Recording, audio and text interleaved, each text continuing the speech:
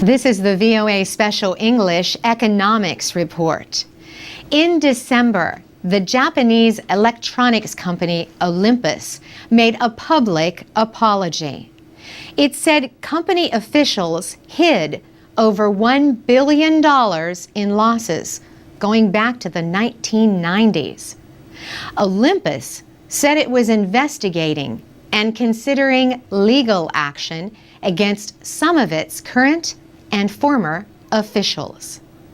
The company's stock lost half of its value between October and December. The problems at Olympus seem to come from thinking more about declaring profits in the short term instead of building real value. This was one of the issues considered by management expert Peter Drucker over his long career. Peter Drucker died in 2005, but many of his ideas remain very meaningful today. Drucker liked to share his knowledge not by answering questions, but by asking them. He once said, business people must not ask, what do we want to sell, but what do people want to buy?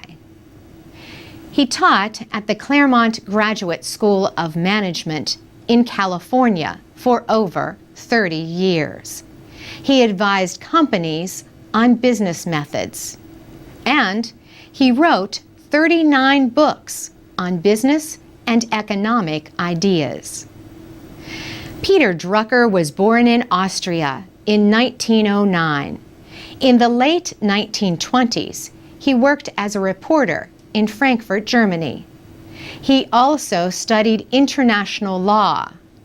He fled Germany as Adolf Hitler came to power in 1933. Drucker spent 4 years in Britain as an advisor to investment banks. He then came to the United States. In the 1940s, Drucker argued that the desire for profit was central to business efforts.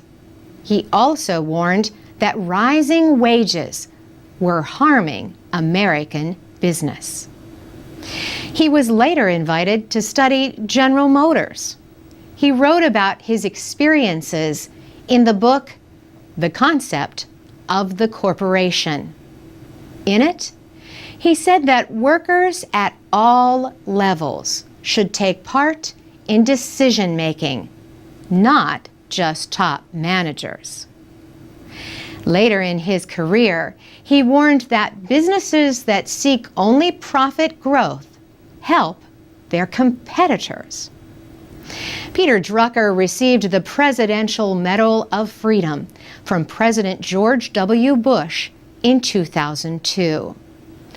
He lived a long life. He died at the age of 95.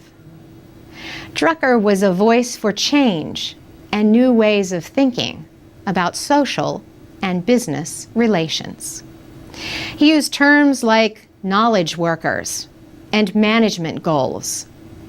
Many of his ideas have become highly valued in business training and politics. For VOA Special English, I'm Carolyn Presutti.